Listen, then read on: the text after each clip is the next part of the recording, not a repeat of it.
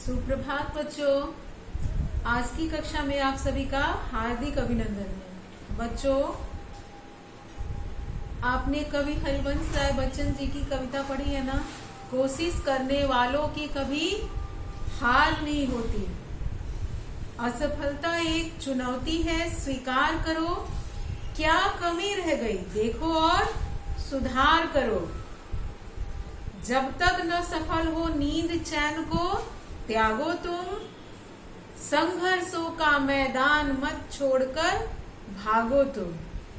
तो बच्चों, हमारा जीवन संघर्ष से भरा हुआ है और संपूर्ण जीवन में प्रति दिन प्रति पल परीक्षाएं आती रहती है।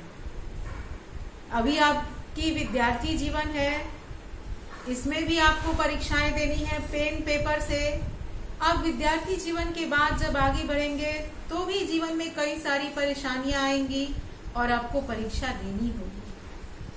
परीक्षा में सफल रहने के लिए हम क्या करते हैं बच्चों?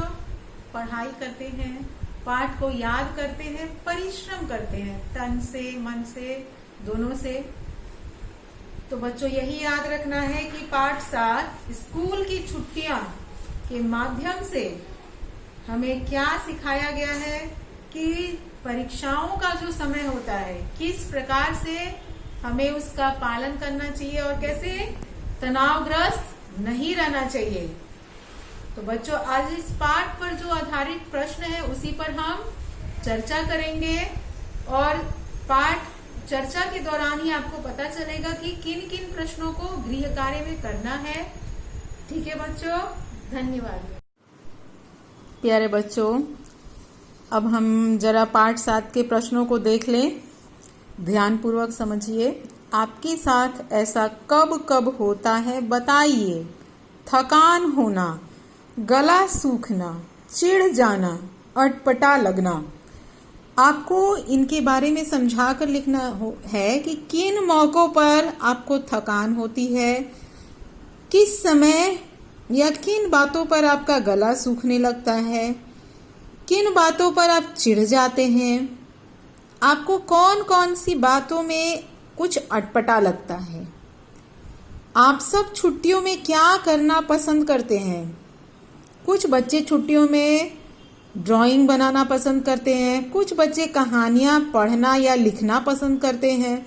तो बच्चों, आपको अपनी स्व अभिव्यक्ति में लिखना है। और ध्यान रखिए बच्चों, परीक्षा का पैटर्न बदल चुका है। अब जो भी प्रश्न आएंगे आपको स्वयं लिखना पड़ेगा। तो एक बात याद रखिएगा कि आपको शब्दों का संकलन बढ़िया बढ़िया करना है। कक्षा 7वीं में आप हैं तो कक्षा 1 जैसा मत लिखिएगा। याद रखिएगा कि आप 7वीं में हैं तो आपको किस तरह से सुंदर ढंग से सभी बातों को समझाकर लिखना चाहिए। अनुमान कल्पना के प्रश्न, ये दोनों प्रश्न आप लोग पहले ही कर चुके हैं। अब है भाषा की बात के प्रश्न। भाषा की बात, यदि आप भाषा की बात पाठ में से अनुस्वार, अनुनासिक और नुक्ता वाले कोई 2-2 शब्द छांट कर लिखिए।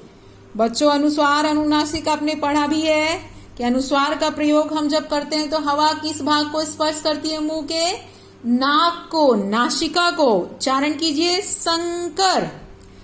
किसके ऊपर नासिका से ध्वनि टकरा रही है? स के ऊपर। अंतरात्मा, अ के ऊपर। चंदन, किसके ऊपर हवा टकरा रही है? चंदन, च के ऊपर। तो परीक्षा में कई बार आता है उचित स्थान पर अनुस्वार अथवा अनुनासिक का प्रयोग कीजिए। तो आप अपने से एक बार मन में उसको उच्चारण कीजिएगा, आपको पता चल जाएगा कि किस वर्ण के ऊपर लगना चाहिए। जैसे मैं एक शब्द बता रही हूं, आनंद, आनंद, तो किस वर्ण के ऊपर लग रहा है? न के ऊपर। अनुनासिक अर्थात चंद्र बिंदु, वहां, कहां। अनुनासिक का जब हम उच्चारण कर रहे हैं तो हवा किस किस भाग को स्पर्श कर रही है? नाक और मुंह दोनों को। नुक्ता, नुक्ता कहाँ लगता है? किसी भी शब्द में वर्ण के नीचे। और ये नुक्ता क्यों लगता है? ये विदेशज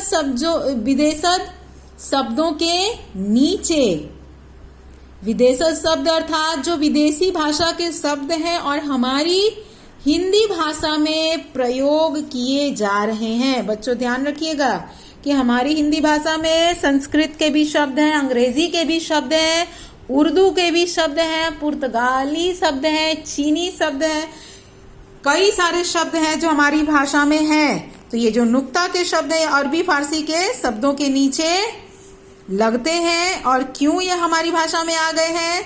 क्योंकि हमारे देश पर विदेशी आक्रमणकारी आए थे, हमारे देश पे वो रहे, तो भाषा का आदान प्रदान हुआ, जिसके कारण से उनके कुछ शब्द हमारी भाषा में आ गए और हमारी भाषा के कुछ शब्द उनकी भाषा में आ गए। कक्षा 6वीं में आपने धान का महत्व पाठ पढ़ा है, तो आपको याद आ रहा होगा कि किस तरह से भाषा एक जगह से दूसरी जगह पर आदान प्रदान होते रहती है। अब है प्रश्न संख्या 2। नीचे दिए गए शब्द पाठ में से लिए गए हैं, इन्हें पाठ में खोजकर बताइए कि स्त्रीलिंग है कि पुल्लिंग। तो बच्चों, स्त्रीलिंग पुल्लिंग के लिए मैं आप लोगों को कई बार बताती हूँ कि कैसे पहचानेंगे, वाक्य प्रयोग के आधार पर। जैसे तुम्हारी बात अच्छी लगी, तुम्हारी बात अच्छी लगी, तो तुम्हारी शब्द क्या हो गया? स्त्रीलिंग। परेशान, अब हम परेशान को कैसे समझेंगे कि पुल्लिंग है? सोचिए, यहां लिखा हुआ है पुल्लिंग, कैसे समझेंगे कि परेशान शब्द पुल्लिंग? वाक्य प्रयोग इसका सोचिए बच्चों, याद आ रहा है? परेशान, इतना परेशान, तुम इतना परेशान क्यों हो? इतनी परेशान नहीं, इतना परेशान। तो इससे भी स्पष्ट हो रहा है कि यह पुल्लिंग शब्द है। आवाज नहीं आ रही है, आवाज नहीं आ रही है। तो जहां पर ई का उच्चारण आपको समझ में आए, वो सारे शब्द क्या होते हैं? स्त्रीलिंग। कई बार अपवाद भी होता है, तो हम वाक्य प्रयोग जब करेंगे तो ज्यादा स्पष्ट होगा। बात, अच्छी बात, बुरी बात, मीठी बात, इससे पता चल रहा है कि शब्द स्त्रीलिंग है। उत्तर मिला, उत्तर मिली नहीं, तुम्हें प्रश्न का उत्तर मिला, तो उत्तर मिला अर्थात यह पुल्लिंग। किताब, नई किताब है, पुरानी किताब है, तो इससे भी पता चल रहा है कि किताब शब्द स्त्रीलिंग है। पाठ में से नीचे दिए गए शब्दों के विलोम शब्द ढूंढकर लिखिए। विलोम अर्थात उल्टा। धीरे, जल्दी, निराशा, आशा, थोड़ा, अधिक, सवाल, जवाब।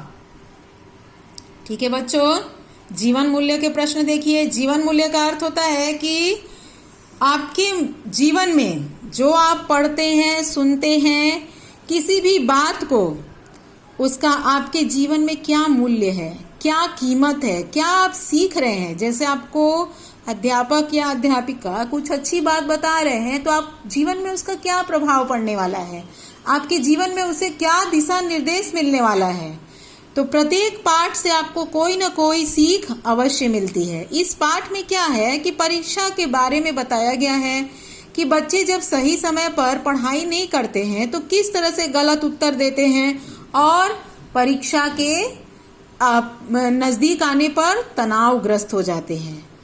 तो बच्चों है, याद रखो, परीक्षा नजदीक है। स्वामीनाथन के जीवन का यह बहुत कठिन समय था। प्रश्न है, क्या विद्यार्थियों के लिए परीक्षा का समय कठिन होता है? क्यों? बच्चों आपको लिखना है कि क्या विद्यार्थियों के लिए परीक्षा का समय कठिन होता है। कारण भी कल के पिछली कक्षा में मैंने बताया भी था कि परीक्षा का समय विद्यार्थी के लिए क्यों कठिन होता है। और आप सब भली भांति समझते हैं कि सही ढंग से पढ़ाई न करने के कारण परीक्षा का समय कठिन हो जाता है। किंतु एक वाक्य में उत्तर नहीं देना है। आप कक्षा 7वीं के बच्चे हैं तो कृपया ध्यान रखें कि आपको कितने सुंदर शब्दों में इसका उत्तर आप लिख सकते हैं, आपको खुद लिखना है। विद्यार्थियों को परीक्षाओं का समय, जीवन का कठिन समय न लगे, इसके लिए उन्हें क्या क्या करना चाहिए। तो बच्चों इसके लिए हम क्या कर सकते हैं कि मैं आपको एक संकेत देती हूं, आप इस प्रश्न का उत्तर पॉइंट में लिखिएगा कि परीक्षाओं का समय जीवन का कठिन समय न लगे, सबसे पहले उन्हें समय सारणी बनाने चाहिए। समय सारणी मतलब टाइम टेबल, कि किस समय उन्हें किस विषय की पढ़ाई करनी है, कितने घंटे पढ़ाई करनी है, कब खेलना है, कब थोड़ा सा टीवी देखना है, इस तरह से इससे काम आसान होता है। दूसरा आप क्या लिख सकते हैं कि प्रतिदिन पढ़ाए गए पाठ के प्रश्नोत्तर को याद करते जाना चाहिए। तीसरा पॉइंट आप क्या लिख सकते हैं कि प्रत्येक विषय के कठिन शब्दों की सूची बना लें और उनका अभ्यास करें। तीसरा, भाषा में हिंदी भाषा का मैं उदाहरण दे रही हूं, वर्तनी संबंधी त्रुटि को दूर करने के लिए जिन शब्दों में वर्तनी शब्दी संबंधी त्रुटि को दूर करने के लिए अशुद्ध शब्दों को बार बार शुद्ध करके अभ्यास करना चाहिए ताकि दोबारा से वह गलत न हो। तो इस तरह से आप अपने से कम 10 पॉइंट लिखिएगा। ठीक है बच्चों, अब आगे हम अभ्यास पुस्तक से कुछ प्रश्न करेंगे। बच्चों, अभ्यास पुस्तक पाठ 7 स्कूल की छुट्टियां, पाठ 6 तक शायद हमने कर लिया। अच्छा, एक बार हम लोग इसको भी देख लेते हैं। निम्नलिखित वाक्यों के वचन परिवर्तित करके लिखिए। वचन पढ़ा है आपने, वचन किस चीज का सूचक है? एक वचन, बहुवचन, संख्या का सूचक है। पक्षी आकाश में उड़ रहा है, बहुवचन में क्या होगा? पक्षी आकाश में उड़ रहे हैं। पक्षी आकाश में उड़ रहे, पक्षी आकाश में उड़ रहे हैं। खिलाड़ी क्रिकेट खेल रहे हैं, खिलाड़ी क्रिकेट खेल रहा है। रंग बिरंगे छाते सुंदर लग रहे हैं, तो यहां पर क्या होगा? रंग बिरंगा छाता सुंदर लग रहा है। ध्यान दीजिए बच्चों, नकल करने के चक्कर में गलत कभी नहीं कीजिएगा। आप जैसे ही प्रश्न पढ़ेंगे आपको उत्तर आ जाएगा। रंग बिरंगे छाते सुंदर लग रहे हैं, एक वचन, रंग बिरंगा छाता सुंदर लग रहा है। दुकानदार टोपी बेच रहा है, दुकानदार टोपियां बेच रहा है। इसके बाद है प्रश्न बच्चों, समय के महत्व बताते हुए 100 से 125 शब्दों में अनुच्छेद लिखिए। मुझे लग रहा है कि शायद ये प्रश्न आपने किया है। अगर नहीं किया होगा तो आप अनुच्छेद के रूप में इसे अपनी कक्षा कार्य की पुस्तिका में लिखेंगे, जिसमें आप प्रश्न उत्तर लिखते हैं उसमें केवल ये प्रश्न लिखिएगा, बाकी नहीं। अच्छा, कुछ बच्चों के पास अभ्यास की पुस्तक नहीं होगी तो वो अधिक चिंतित न हो, उनको मैं बता दूंगी कि कौन से प्रश्न कब और कहाँ करना है। बच्चों, पाठ 7 में हम पढ़ेंगे सर्वनाम, और इसके पूर्व भी मैं आपको पढ़ा चुकी हूँ सर्वनाम के बारे में। सर्वनाम किसको बोलते हैं? जो शब्द संज्ञा शब्दों के स्थान पर प्रयुक्त होते उन्हें हम सर्वनाम कहते हैं। वाक्य है, पिताजी का मिजाज बहुत खराब होता जा रहा था, वे बात का बतंगड़ बनाने लगे थे। बच्चों, पिताजी के बदले किस सर्वनाम शब्द का प्रयोग हुआ है? वे। स्वामी, तुम अभी सोए नहीं, स्वामी के बदले में तुम। पिता से कहा आप, तो पिता के बदले में आप। यहां देखिए 2 बार और अलग अलग सर्वनाम शब्दों का प्रयोग हुआ है। बच्चों, आपने सर्वनाम पढ़ा है ना कि सर्वनाम संज्ञा शब्दों के अर्थात सभी शब्दों के नाम के बदले में जो प्रयुक्त हो उन्हें हम सर्वनाम कहते हैं। वे, तुम, आप, उसे, मैंने, तो स्थान के अनुसार उसका प्रयोग है। प्रश्न संख्या 1, जो वाक्य आपने अभी पढ़े उनमें से मोटे काले संज्ञा शब्दों और उनके लिए प्रयोग में आए रेखांकित सर्वनाम शब्दों को लिखिए। पिताजी के बदले वे, स्वामी के बदले तुम, पिता के बदले आप, स्वामीनाथन के बदले उसे, राजम के बदले में मैं सर्वनाम का प्रयोग हुआ है। अर्थात जो शब्द संज्ञा के स्थान पर प्रयुक्त होते उन्हें हम सर्वनाम कहते हैं। मैं तो बहुत प्रतिभाशाली हूं, यहां सर्वनाम कौन सा है? मैं। मुझे स्कूल जाना अच्छा लगता है। मुझे। मेरा गला सूख रहा है। मेरा। मैंने बहुत अच्छी तस्वीर बनाई। मैंने। आओ हम शतरंज खेलेंगे। हम। नीचे दिए गए वाक्यों को ध्यान से पढ़िए और बताइए कि सुनने वाले के लिए किन सर्वनाम शब्दों का प्रयोग किया गया है। क्या सुनने वाले के लिए है? क्या आप मुझे कविता लिखना सिखा सकते हैं? बच्चों, सुनने वाले के लिए कौन सा सर्वनाम आपको लग रहा है? आप। तुम छुट्टियों में क्या करते हो? तुम।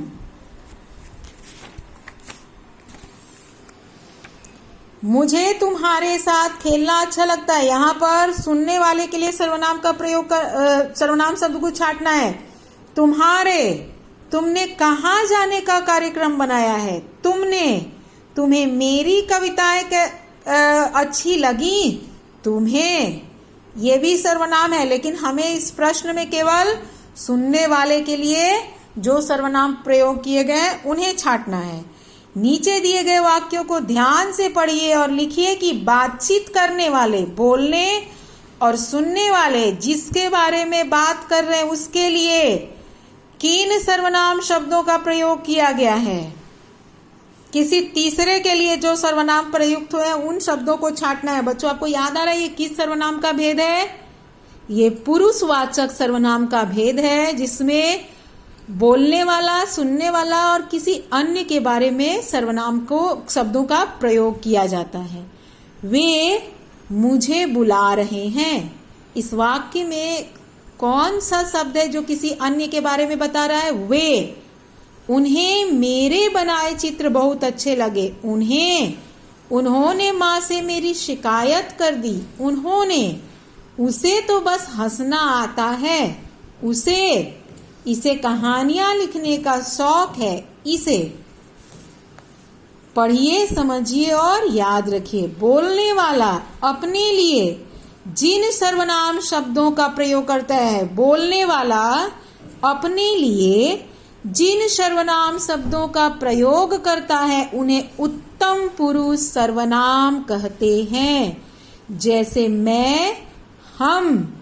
पुरुषवाचक सर्वनाम के 3 भेद हैं: उत्तम पुरुष, मध्यम पुरुष, अन्य पुरुष। सुनने वाले के लिए जिन सर्वनाम शब्दों का प्रयोग किया जाता उन्हें मध्यम पुरुष कहते हैं। जैसे तू, तुम। बोलने वाले के लिए मैं, हम। सुनने वाले के लिए तू, तुम। और किसी अन्य व्यक्ति के लिए जिन सर्वनाम शब्दों का प्रयोग किया जाता है उन्हें अन्य पुरुष सर्वनाम कहते हैं। जैसे यह, वह, इसे, वे आदि। तो बच्चों, पुरुषवाचक सर्वनाम के 3 भेद कौन कौन से हो गए? उत्तम पुरुष, मध्यम पुरुष, अन्य पुरुष। अब आगे देखिए, नीचे दिए गए वाक्यों में मोटे काले सर्वनाम शब्दों का भेद लिखिए। यह खिलौना कौन लाया है? प्रश्न सूचक दिख रहा है। सर्वनाम के 6 भेद याद है आपको? चलिए हम एक बार दोहरा लेते हैं। पुरुषवाचक सर्वनाम, निश्चयवाचक सर्वनाम, अनिश्चयवाचक सर्वनाम, प्रश्नवाचक सर्वनाम, संबंधवाचक सर्वनाम, निजवाचक सर्वनाम। तो यह कौन सा भेद है? प्रश्नवाचक सर्वनाम है। दाल में कुछ पड़ा है। कुछ, कोई, कुछ किसके अंतर्गत आता है? अनिश्चयवाचक सर्वनाम के लिए। यह पुस्तक राज की है। यहाँ पर यह निश्चित रूप से बताया जा रहा है, यह पुस्तक राज की है। कौन सा सर्वनाम? निश्चयवाचक सर्वनाम। अपना काम स्वयं करना अच्छी आदत है। स्वयं किसके लिए प्रयुक्त होता है? निजवाचक सर्वनाम। अपने बारे में जो सर्वनाम प्रयुक्त हो वो निजवाचक सर्वनाम होते हैं। जो मेहनत करेगा वह सफल होगा। जो मेहनत करेगा वह सफल होगा। यह संबंधवाचक सर्वनाम का उदाहरण है। मैं 7वीं कक्षा में पढ़ती हूँ। मैं बोलने वाला, सुनने वाला और किसी अन्य के बारे में जो सर्वनाम सब प्रयुक्त होते हैं, कौन से सर्वनाम होते हैं? पुरुषवाचक सर्वनाम। तो बच्चों, आपके पास पुस्तक होगी तो भरिएगा, अगर पुस्तक नहीं होगी तो फिलहाल इसको छोड़ दीजिए, केवल समझ लीजिए। प्रश्न संख्या 7, नीचे दिए गए वाक्यों में से एक से अधिक सर्वनाम शब्दों का प्रयोग हुआ है, उन्हें पहचानिए और उन पर घेरा लगाइए और क्रम से सर्वनाम शब्दों का भेद भी लिखिए। मैं अपना काम कर लूंगा, मैं पुरुषवाचक, अपना निजवाचक। तुम क्या लाए हो, तुम पुरुषवाचक, क्या प्रश्नवाचक। यह तो श्याम है और तुम, यह निश्चयवाचक। तुम, यहाँ पर देखिए बच्चों, प्रश्न है प्रश्नवाचक। आपको मालूम था कि चाय में कुछ पड़ा है, आपको पुरुषवाचक, कुछ अनिश्चयवाचक। उसने कहा था जो करेगा सो भरेगा, उसने शब्द पुरुषवाचक, अन्य पुरुष, और ये संबंधवाचक। प्रश्न संख्या 8, नीचे दिए गए सर्वनाम भेदों का एक एक वाक्य लिखिए। तो पुरुषवाचक, बच्चों अब ये कार्य आप अपनी उत्तर पुस्तिका में कीजिएगा। प्रश्न संख्या 8, पुरुषवाचक, निश्चयवाचक, प्रश्नवाचक, अनिश्चयवाचक सर्वनाम, निजवाचक सर्वनाम, संबंधवाचक सर्वनाम से आपको अपनी ओर से एक एक उदाहरण देने हैं। ठीक है बच्चों, तो ये आपका गृह कार्य है। अब आगे के पृष्ठ को देखिए। नीचे दिए गए अनुच्छेद को उचित सर्वनाम शब्दों द्वारा पूरा कीजिए। एक दिन की बात है, मैं घर जा रहा था, तभी अचानक मेरा एक दोस्त मिला।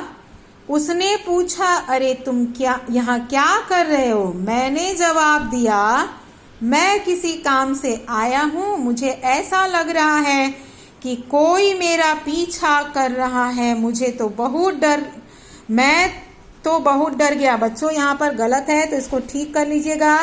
मैं तो बहुत डर गया। मैंने कहा, तुमने कुछ सुना? अजीब सी आवाजें आ रही हैं। मैंने कहा, हाँ चलो चलते हैं। फिर हम दोनों घर की तरफ चल दिए। केवल सर्वनाम शब्द भरने हैं, संज्ञा शब्द नहीं, इस बात का आप ध्यान